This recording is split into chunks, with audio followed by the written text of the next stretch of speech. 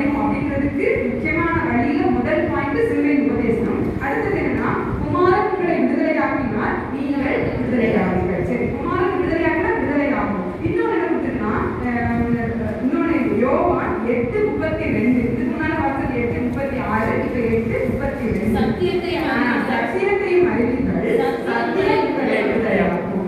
நம்ம சத்தியத்தை அறிந்தோம்னா அந்த சத்தியம் நம்மள விடுதலையாகும். எப்படி விடுதலையாகும்? நம்ம வாசிக்க வாசிக்க வாசிக்க மனதில் உள்ள, அதாவது விசுவாசம் கேள்வினாலே வரும், கேள்வி தேவ வசனத்தினாலே வரும். கேள்வினா என்னது? கேள்விப்படுறது. நான் போன வரவே சொன்ன நினைக்கிறேன். கேள்விப்படுறது. எதை கேள்விப்படுறது? இந்த வசனத்தை சத்தம் போட்டு வாசிச்சோம்னா நம்ம வாய் வழியா வாசிக்கும்போது காது வழியா உள்ள போகும். காது வழியா உள்ள போறது விஷயமா இருதயத்துல பதியும். நீ மாட படிக்கும்போது படி, சத்தமா படி, சத்தமா படின்னு சொல்லணும். தூங்கிடாத, சத்தமா படின்னு சொல்லி. ஏன் சொல்லுவோம் தெரியுமா? சத்தமா படிக்கும் பொழுது காது வழியா கேட்டு இருதயத்துக்குள்ள ரதி பதியும் அப்படிங்கிறதுக்காக. சோ நம்ம கேட்கிற வசனங்கள் என்ன செய்யும்னா நம்மள விடுதலையாகும். குமாரன் விடுதலையாக்குவாரு. குமாரன் விடுதலையாக்கும் பொழுது சத்தியமும் நம்ம சேர்ந்து, அதாவது பைபிளுக்கும் ஜெபத்துக்கும் ஈக்குவல் இம்பார்ட்டன்ஸ், அதாவது பேலன்ஸ். நம்ம ஒரு தராசு வச்சா ரெண்டுமே முக்கியத்துவம் ஒரே போல இருக்கும். ஏற்ற இறக்கமே இருக்கக்கூடாது. அப்படி வாசிக்க ஒருவேளை தெரியாத பகுதிகளா இருந்தா கூட பரிசுத்தமான நம்மளுக்கு இல்லை, இதுக்கு இதான் இருக்கும், அதுக்கு இதான் இருக்கும், நமக்கு சொல்லிக் கொடுப்பாரு. சரி, அதுக்கப்புறம் ரோமர் 1:16 எடுத்தீங்கன்னா, ரோமர் 1:16 கிறிஸ்துவின் சுவிசேஷத்தை குறித்து நான் துக்கப்படேன். முன்பு யூதரிலும் பின்பு கிரேக்கரிலும் விசுவாசிக்கிறவன் எவனோ அவனுக்கு ரட்சிப்பு உண்டாவதற்கு அது தேவ பலனாயிருக்கிறது. அதாவது பழைய ஏற்பாட்டுல பாத்தீங்கன்னா இஸ்ரவேல் காணாமல் போன வீட்டாராகி இஸ்ரவேல் தான் நான் வந்தேன் சொல்லப்பட்ட மாதிரி இருக்கும். ஆனா இயேசு கிறிஸ்து சிலுவையில மரித்து ரத்தம் சிந்தப்பட்ட பிறகு அவர் இந்த யூதர் என்றும் இல்லை, கிரேக்கன் என்றும் இல்லை, ரோமன் என்றும் இல்லை, இந்த ஜாதியும் இல்லை, அந்த ஜாதி, எந்த ஜாதியும் அவர் பார்க்கல. எல்லாருக்காகவும், ஆண் என்றும் இல்லை, பெண் என்றும் இல்லை, எல்லாருக்காகவும் ரத்தம் சிந்தித்தாரு. அதனால யாரெல்லாம் விசுவாசிக்கிறோமோ அது அவர்களுக்கு அது ரட்சிப்பு உண்டாவதற்கு அது தேவபலனா இருக்குமா. சோ விசுவாசிச்சாலே ரட்சிப்பை பெற்றுக்கொள்ள முடியும். இப்ப நம்ம மேல உள்ள கடமை என்ன தெரியுமா? நம்ம எல்லாம் ரொம்ப சேஃபா இருக்கும் அப்படின்னு நம்ம நினைச்சிட்டு இருக்கோம். நம்ம என் கூட ரட்சிக்கப்பட்டுச்சு, என் கணவர் ரட்சிக்கப்பட்டாரு, நானா ஒண்ணு சொல்றேன் அப்படின்னு தான் பரலோகத்துக்கு போகவே முடியாது. ஒரு நாளைக்கு குறைந்தது ஒருத்தருக்காவது ஆண்டவருடைய அன்பை பார்த்து கட்டாயம் சொல்லணும். ஏதோ ஒரு சூழல் இன்னைக்கு காலையில எழுந்தேன்னா ஜோமன் ஆண்டவரே சீக்கிரம் யார்கிட்டயாவது ஒருத்தர், அதான் ஆத்ம தாபம் சொல்றது. தாபமா இருக்குன்னு ஆண்டவர் சொன்னதுக்கான அர்த்தம் அதுதான். யார்கிட்டயாவது ஒருத்தர்கிட்ட வந்து எப்படியாவது ஆண்டவரை பத்தி சொல்லணும். உங்க பக்கத்துல இல்லையா ரசிக்கப்பட்டா ஆண்டவர் கிட்ட கணக்கு கேட்பாரு. ஏமா நீ சொன்னியாமா, நீ டேஸ்ட் பண்ணல, இல்லையா நீ ருசிச்சு பார்த்ததா, நீ சொன்னியா, நீ சொல்றத சொல்லணும், அவங்களுக்காக ஜோமன்ட்டு சொல்லணுமா. நேற்று நான் ஒரு ஊழியக்காரர் சொல்லதை கேட்டேன். ஒருத்தர்கிட்ட போய் நீங்க ஆண்டவரை பத்தி சொல்ல போறீங்கன்னா அதற்கு முன்னாடி அதுக்கு அவங்க வீட்டுக்குள்ள இருக்கிற அந்த விசுவாச கட்டி ஜோமன்ட்டு போனோம்னா அந்த ஆத்மா விடுவிக்கப்படும். அப்போ நான் ஒருத்தர் ஆண்டவரை பத்தி சொல்ல போறேன்னா, ஒரு வகுப்புல வேலை டீச்சரா இருக்கேன், நான் ஒரு கிளாஸ்ல போய் பிள்ளைகிட்ட சொல்ல போறேன், காலேஜ் ஜோமன்ட்டு நம்ம ஆண்டவரை நான் திருப்பிக்குள்ள போறேன், இந்த வார்த்தை சொல்ல எனக்கு தருணம் வேணும், சமயம் வேணும், எப்படியாவது நான் சொல்லணும். சமயம் வாய்த்தாலும் வாய்க்காவிட்டாலும் ஆண்டவருடைய அன்பை நான் சொல்லி ஆகணும். எப்படியாவது தருணம் தாங்க. இதுக்கு முன்னால வந்து நான் ஸ்கூல்ல வேலை பார்க்கும்போது நான் படிக்கும்போது எல்லாருக்கும் ஸ்கிரிப்சர் கிளாஸ் எடுப்பாங்க. இப்போ அப்படி கிடையாது, ரொம்ப கம்பல் பண்ண முடியல. ஒரு சில பிள்ளைங்க யாரெல்லாம் வாங்க எல்லாரும் வரலாம், கம்பல்சரி கிடையாது. திருப்பி ஸ்கூல் நிப்பாட்ட சொல்லிட்டாங்க. நான் எப்படியாவது எதையாவது சொல்லிடணும்னு நினைப்பேன். இந்த தடவை என்ன பண்ணேன்னா, நான் பைபிள் கதைகளை மட்டும் சொன்னேன். எனக்கு இப்பொழுது ரொம்ப சந்தோஷமா இருக்கு. தானியேலை சொன்னேன்,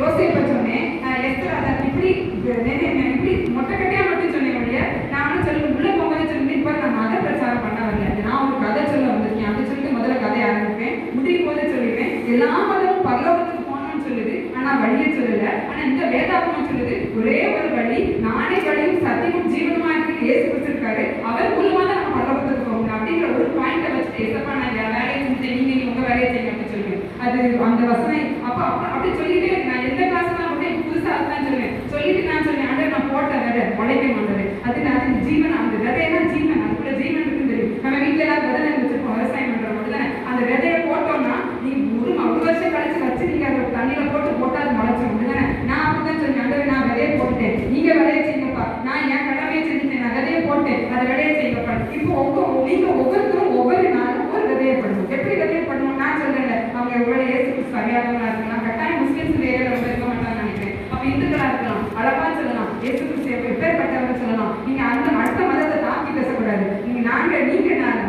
இயேசு கிறிஸ்து சொல்லியிருக்காரு, எங்க பைபிள சொல்லப்பட்டிருக்குன்னு சொல்லும் பொழுது நைஸா அவங்ககிட்ட கேட்க வருவாங்க. இன்னொன்னு நம்ம சாட்சி இருக்கணும். நம்ம வாழ்க்கையில நம்மள பாக்குறாங்க. நான் யோசிப்பேன், பக்கத்து வீட்டுக்காரங்க ஏதாவது சண்டை நம்ம தவறே பண்ணாம நம்ம மம்மளும் சண்டை போடக்கூடாது. ஏன் தெரியுமா? ஒருவேளை ஒரு நாள் கிறிஸ்துவ ஏற்றுக்கூட தருணம் வரும்போது நம்மள யோசித்தான் கிறிஸ்துவ வரமாட்டாங்கல்ல. எம்மா அவங்க கிறிஸ்தவம் என்ன சண்டை போடுறாங்க சொன்னாங்களா? சொல்ல மாட்டாங்க. முதல்ல நம்மகிட்ட சாட்சி இருக்கணும், விசுவாசிக்கணும், ரட்சிக்கப்படணும், இயேசு கிறிஸ்துவ சொந்த ரட்சகரா ஏற்றுக்கொள்ளணும், அவர் மேல விசுவாசமா இருக்கணும், நம்ம விடுதலையாகணும். இவ்வளவு ஆண்டவர் நிறைமா செய்யணும். ஆண்டவர் சொன்ன தாகமா இருக்கிற தாகம் நம்ம கூட ஊற்றப்படணும். அந்த தாகம் இல்லைன்னா உங்க ரட்சிப்பை நான் சந்தேகப்படுறேன். உண்மையாவே தாகம் இருக்கணும். நான் எங்கேயாவது ஒரு டெட் பாடியை கொண்டு போனா எனக்கு வேதனையா இருக்கும். ஐயோ, இந்த ஆத்மா ரட்சிக்கப்பட்டுச்சா தெரியல ஆண்டவே, நான் ரொம்ப வருத்தப்படுவேன். அது சின்ன பிள்ளைங்க போட்டோ கண்ணீர் அஞ்சலி பேப்பரை பார்த்து எனக்கு யாருனே தெரியாது. அழுதியா இந்த பிள்ளை ஆண்டவர்களை மறைச்சுனா தெரியல ஆண்டவே. இந்த தாகம் வரணும், இதை விட அதிகமா வரணும். வந்து எப்ப பார்த்தா நாங்க ஏற்றுக்கிறோம்னா ஏற்றுக்கலையோ, ஆனா சொல்றது நம்ம கடமை. 10 பேர் சொல்லும்போது ஒரு 5 பேராவது காலத்துல அந்த வசனம் போகும். இன்னைக்கு நாட்களும் உண்டு. இன்னைக்காவது ஒரு நாள் இந்த வேலை செய்யும். பால் எகிச்சை பத்தி கேள்விப்பட்டிருக்கீங்க. இந்த பால் எகிச்சை வந்து டிவியில ரொம்ப கஷ்டப்பட்டு இருந்தாரு, வெட்டனா இருந்தாரு. ஒரு சின்ன பிள்ளை புதிய பாடம் போய் இயேசு நேசிக்கிறோம், இந்த 2 பார்த்தலாம். இயேசு நேசிக்கிறோம். முதல்ல வத்திட்டாராம், 2ஆம் நாள் வத்திட்டாராம், 3ஆவது நாளும் போய் இயேசுவை ரொம்ப நேசிக்கிறோம்.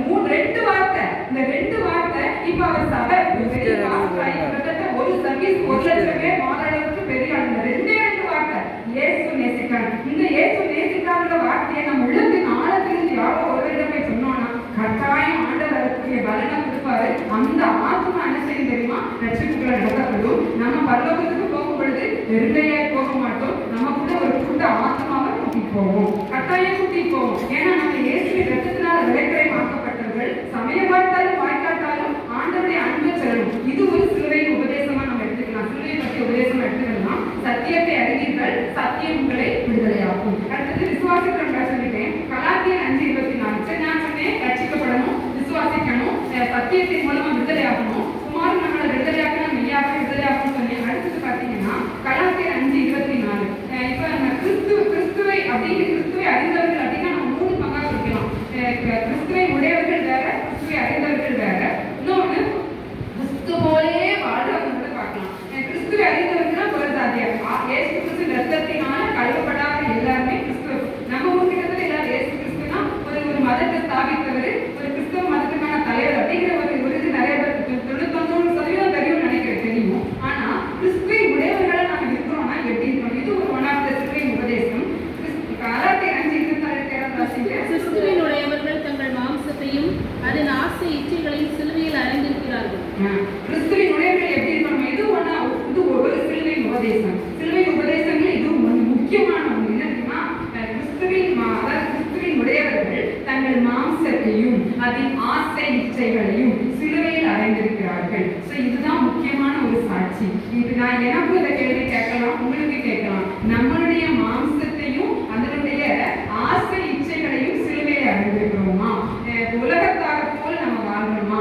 நமக்குள்ள ஒரு வேறுவிக்கப்பட்ட வாழ்க்கை இருக்கா? இது ஒரு சிலுவையின் உபதேசத்துல ஒரு கீழே வருகிற ஒரு பாயிண்ட் எடுத்துக்கலாம். கிறிஸ்துவின் உடையவர்கள் தங்கள் மாம்சத்தையும் அதன் ஆசை இச்சைகளையும், அதாவது பைபிளை விட ஜெபத்தை விட எதெல்லாம் அதிகமா நேசிக்கிறோமோ அதெல்லாம் இச்சம்.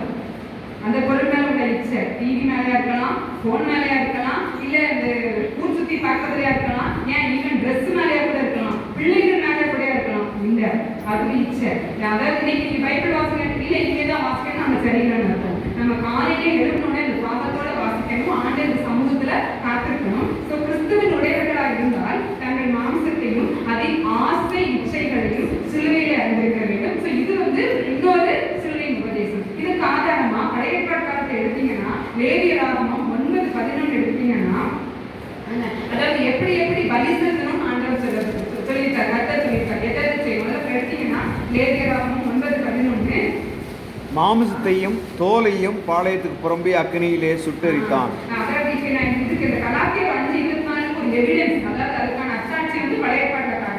மாம்சத்தையும் தோலையும் பாளையத்துக்கு புறம்பே அக்கினியில் சுட்டெரிக்கப்பட வேண்டும். இது என்ன தெரியுமா காட்டுது? நம்ம சொன்னோம் தெரியுமா, பாட்டு பாடுறோம், பலிபீடத்தில் படைத்தேனே படைத்தேனே இவனே இவைன்னு ஒரு பாட்டு கேள்விப்பட்டிருப்பீங்க, பாடிருப்பீங்க. அது எது தெரியுமா பலிபீடத்திலே நான் என்ன வச்சுட்டேன்னு சொல்றேன். ஆனா அந்த இடத்துல பலிபீடத்துல வச்ச பிறகு கிறிஸ்டியா தெரியக்கூடாது. உங்களுக்கு புரியுதா? கிறிஸ்டியா தெரியக்கூடாது, நான் இன்னொரு பிள்ளைன்னு தெரியக்கூடாது, நான் இன்ன ஜாதி, இன்ன குலம், இந்த குடும்பத்தை வந்திருக்கேங்கிறது தெரியக்கூடாது. தெரிஞ்சிச்சுன்னா மாம்சம் இருக்குன்னு அர்த்தம். ஆண்டவர் அதான் சொல்றாரு, மாம்சத்தையும் தோல் தான் அடையாளம். இப்போ ஒரு மிருகத்தை பலியில இருந்தா தோலை உரிச்சிருவாங்க. உரிச்ச பிறகு அது எரும மாடா இல்ல காடை மாடா ஒண்ணுமே தெரியாது. துண்டு துண்டா வெட்டிடுவாங்க. துண்டு துண்டா வெட்ட பிறகு ஏதோ ஒரு மிருகம் பரிசுத்தப்பட்டிருக்குதான் தெரியும். இதுல அது என்ன ஒரு மிருகம் வந்து கண்டுபிடிக்கவே பட மாட்டாது. சோ அது என்ன சொல்லுதுன்னா, மாம்சத்தையும் தோலையும் பாளையத்துக்கு புறம்பே, அதாவது இஸ்ரவேலர்கள் வந்து நடுவுல அந்த கூடாரம் என்ன சொல்றது தாபடைகள் இது வச்சிருப்பாங்க, சுத்தி கேம்ப் போட்டிருப்பாங்க. கேம்ப்னா பாளையம் போட்டிருப்பாங்க. இந்த மாம்சமும் தோலும் எரிச்சு பாளையத்துக்கு வெளியே போய் கொட்டுறாரு. பாளையத்துக்குள்ளதான் இஸ்ரவேலின் பாளையத்துக்குள்ளே உலாவுகிறதுன்னு ஆண்டவரை குறிச்சு நம்ம பாட்டு படிக்கிறோம் தானே. இஸ்ரவேலின் பாளையத்துக்குள்ள உலாவுகிறவர், இஸ்ரவேலின் துதிகளுக்குள்ள வாசமாயிருக்கிறவர் பாட்டு பாடுறோம். வேத வசனம் நிறைய இடத்துல அதை சொல்லுது. அந்த இஸ்ரவேலின் பாளையத்துக்குள்ளே இருக்கக்கூடாதா, எதிர்க்கக்கூடாதான், மாம்சமும் தோல் இருக்கக்கூடாதான், எரிச்சு சாம்பலை வெளியே வந்து கொட்டுன்றார். நான் இந்த ஜாதிக்கான அடையாளம் முதல்ல இருந்துச்சு கூறப்படுது. அது ஆண்டவர் அனுபவிக்கிறது. என் ஃப்ரெண்டு ஒருத்தர் எப்பவும் ஜாதி பத்தியே பேசுவாங்க. நான் அவங்ககிட்ட வந்து அதை குறிச்சு நான் தர்க்கம் பண்றது, எனக்கு இப்படி பேசுறது பிடிக்காது, பேசாதுன்னு சொல்லி அவங்க நல்ல ஜோமெண்ட், நல்ல ஒரு தேவ மனுஷன். ஒரு நாள் கனவுல ஒரு ஏஞ்சல் வந்துச்சான். அவங்க பேரு ஜெஸ்ஸி. எனக்கு அவனை கூட்டி போறேன் கேட்க அந்த ஜெஸ்ஸி சொல்லிச்சா, ஜெஸ்ஸி நீ இந்த இடத்துல ஜாதியை பத்தி பேசுறேன் நீங்க மறந்துச்சாங்க. இல்லவே இல்லையே, எங்கெங்கெல்லாம் பேசுனாங்களோ அப்படி டிவியை ஸ்கிரீன் வர மாதிரி வந்துட்டே இருந்துச்சான் கனவுல. உடனே கையோ மனுஷங்க தெரியாம பேசுன்னு சொன்னாமா. இவங்க சொல்ல அந்த ஏஞ்சல் ஒரு டஸ்டர் வச்சு அதை அழிச்சுட்டே போச்சோம். மணிக்கு கேட்க இந்த இடத்துல ஜாதியை பத்தி பேசுனேன், இந்த உன் கூட இருந்தவரை அவள் பேசினா அவட்டையும் சொல்லிட்டு ஏஞ்சல் சொல்லிச்சான். ஜாதி அப்படிங்கிற போர்வையில் இருந்தோம்னா ஆண்டவர் அழுகிறாரு. நீ எத்தனை செஞ்சிருந்தாலும் பரலோகத்துக்கு போக முடியாது. உண்மையை சொல்றேன், போக முடியாது. மாம்சத்தையும் ஒன்று மாம்சம்னா நான் சுயம், எனக்குள்ள இருக்கிறாங்கன்னா என்ன எப்படி சொல்லிட்டாங்க, நான் சொல்ல மாட்டீங்கன்னா அதுதான் மாம்சம். தோல் வந்துன்னா அடையாளம், நான் இந்த ஜாதி, இந்த மதம், இன்னொரு குடும்பம், இப்பேற்பட்ட பரம்பரைன்னு சொல்ற மாட்டீங்களா, அதெல்லாம் நத்தி ஆண்டவர் வழிபடுத்த வச்சுட்டாங்க. துண்டு துண்டா வெட்டினாலும் ரெடி ஆயிடும். அப்படி இருந்தாலும் நம்ம என்ன செய்ய முடியும், பரலோகத்துக்கு போக முடியும். இது எல்லாமே நம்ம சிலுவை உபதேசம் எடுத்துக்கலாம். இந்த சிலுவை உபதேசத்துல முதல்ல முக்கியமானது என்ன தெரியுமா, சொந்த குமாரனை கொடுத்தாரு, நம்மளை நித்திய ஜீவனத்துல வெளியிடறதுக்கு ஆயத்தமாயிட்டாரு, நம்மள ஆயத்தமாயிட்டோம். ஒண்ணு. அப்ப ரட்சிப்பின் அனுபவத்தை பெற்றுட்டோம். ரட்சிப்பின் அனுபவத்தை பெற்றது மாத்திரமல்ல, அடுத்தது என்ன தெரியுமா செய்யணும், விசுவாசிக்கணும். விசுவாசம் அப்படிங்கிறது நம்ம ஆபிரகாமுக்கு போன வாரம் பார்த்தோம். அந்த விசுவாசம் வந்து நம்மள கிறிஸ்துவுக்குள்ள ஸ்திரப்படுத்தும்னா நம்ம வேற ஆழமா போக வைக்கும். அந்த மண்ணுக்குள்ள ஒரு செடியை பிடிக்கி பார்த்தீங்கன்னா ஒரு மரம் வரவே ரொம்ப கஷ்டம். அந்த மண்ணெல்லாம் எடுத்து ரொம்ப உயிரை கொடுத்து கொடுக்கணும். அவ்வளவு தூரம் ஸ்ட்ராங்கா இருக்கும். அதே மாதிரி நம்ம வேர் எடுக்கணும், ஸ்ட்ராங்கா இருக்கணும், ரொம்ப ஆழமா இருக்கணும். அது விசுவாசம் அப்படிங்கிற ஒரு அந்த தண்ணியை ஊத்துனாதான் அந்த வேர் என்ன செய்யும், ஸ்ட்ராங் ஆகும். அடுத்தது என்ன பார்த்தோம் தெரியுமா, நம்ம வந்து நம்ம கிறிஸ்துவின் பிள்ளைகள், அதாவது கிறிஸ்துவின் உடையவர்கள் அப்படிங்கிறதுக்கான அடையாளம். அதுக்கு முன்னால தாகமா இருக்கிறாங்க அந்த பாயிண்ட்லன்னு சொன்னேன், ஞாபகம். தாகமா இருக்கிறேன்னு சொன்னோம்னா ஆத்ம தாகம், அந்த ஆத்ம தாகத்துக்கான முயற்சி எடுக்கும். தாகம் இருந்தா கட்டாயம் யாருக்காவது தண்ணி வாங்கி குடிச்சிடும். நம்மகிட்ட வாட்டர் பாட்டில் தண்ணி இல்லாத கூட எனக்கு கொஞ்சம் ப்ளீஸ் தண்ணி தரீங்களா, இல்ல காசு கொடுத்தா வாங்கி குடிச்சேன்னா நான் ரொம்ப தாகமா இருக்கேன்.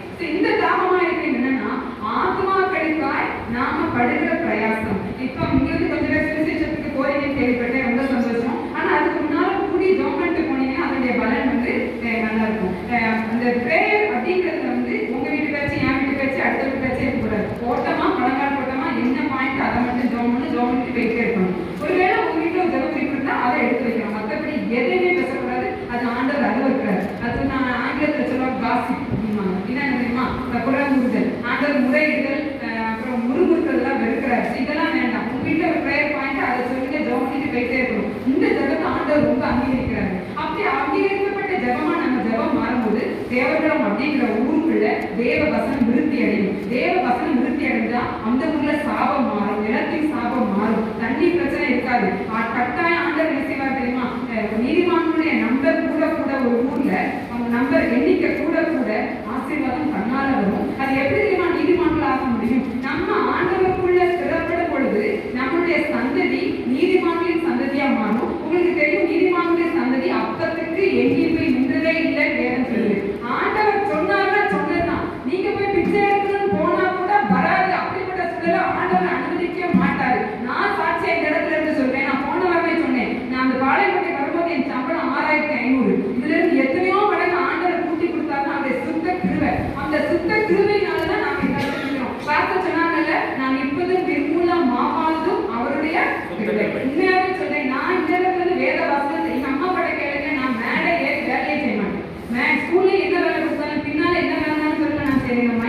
போறது எனக்கு ரொம்ப அலர்ஜி அப்படின்னு சொல்லி உண்மையாவே சொல்லி ஸ்கூல்லே கேட்டு பாருங்க, நீ வாட் ஆஃப் டைம்ஸ் வந்து சொல்லுனா நான் எழுதி தாங்க ஒழிய நான் வாசிக்க வர மாட்டேன் அப்படின்னு சொல்லி அப்படி ஒரு பேர் எனக்குள்ள உண்டு. ஆனாலும் கர்த்தர் இங்கே நிற்க பலன் கொடுத்தாருன்னா அவருடைய சுத்த கிருபை, அவருடைய வார்த்தையை சொல்றதுக்கான ஒரு சாக்கியத்தை கொடுத்திருக்காருன்னா அவருடைய சுத்த கிருபை. இந்த கிருபை எப்படிமா வந்துச்சு? இயேசு கிறிஸ்து சிலுவையில மரித்து ரத்தம் சிந்தி நமக்காக மீண்டும் உயிர் தெழுந்து நமக்குள்ளே தேய்கிறவர்களாகிய பரிசுத்த ஆவியானவரை அனுப்பிட பொழுது அந்த கிருபை நமக்குள்ளே வந்துச்சு. நமக்கு எல்லாத்தையும் கொடுத்துட்டாரு. அதாவது கடையில ஒரு பொருளை நீ காசு கொடுத்து வாங்கி அதை வச்சுட்டு வந்துட்டீங்கன்னா அந்த பொருள் நம்ம அனுபவிக்க முடியாது. ஆண்டவர் விலை கொடுத்து வச்சுட்டாரு, நம்ம போய் அதை எடுக்கணும். எப்படிமா எடுக்கணும்? ஒருவேளை நான் வச்சுட்டு வந்து என்ன சொல்லணும்னா என் பிள்ளைகிட்ட சொல்லியிருக்கேன், இந்த பொருள் நாங்கள் வச்சுட்டு வந்து அந்த ஓனர்கிட்ட கேட்டு எடுக்கணும் அப்படிதானே? ஆமா, அப்ப நான் சொன்னா அந்த பிள்ளை போய் எடுக்கணும். எடுத்தாதான் அந்த பொருள் நம்ம கையில. நமக்கு எல்லா அதிகாரையும் கொடுத்தாரு, அப்படியே பிள்ளை அப்படிங்கிற அங்கீகாரத்தையும் கொடுத்தாரு.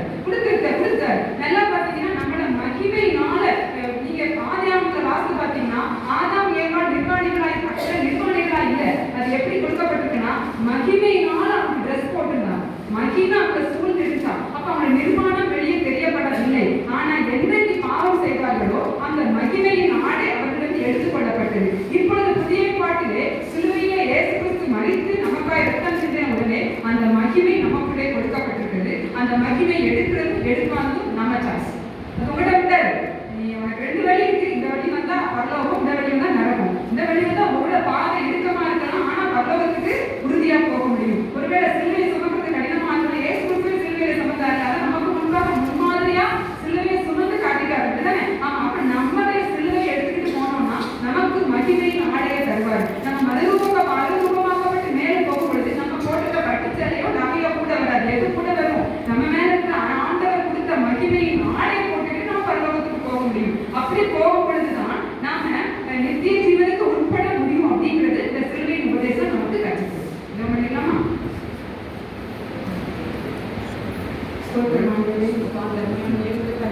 இந்த சிலுவை தியான கூட்டத்தை எங்களை பங்கு பெறும்படியான சாக்கியத்தை கொடுத்தீரப்பா. உங்களுடைய வார்த்தைகளை பகிர்ந்து கொடுக்கப்பட்ட நல்ல நேரத்துக்காக நன்றி செலுத்திக்கணும் ஆண்டவரே. இந்த நேரத்திலே ஆண்டவரே கிறிஸ்துவை அறியாதவர்கள் எத்தனையோ பேர் ஆண்டவரை வெளியே நின்றுட்டு இருக்காங்கப்பா. உண்மை அறியாதவர்கள் நிறைய பேர் உண்டுப்பா. இந்த நேரத்தில் அப்படி நினைவு கூர்ந்து ஜெபிக்கிறோம் ஆண்டவா. ஆண்டவரே இந்த இடத்துல எத்தனை பேர் இருக்காங்கப்பா. கேரளத்தில் எத்தனையோ பேர் கிறிஸ்துவை அறியாதவர்கள் இருக்காங்கப்பா.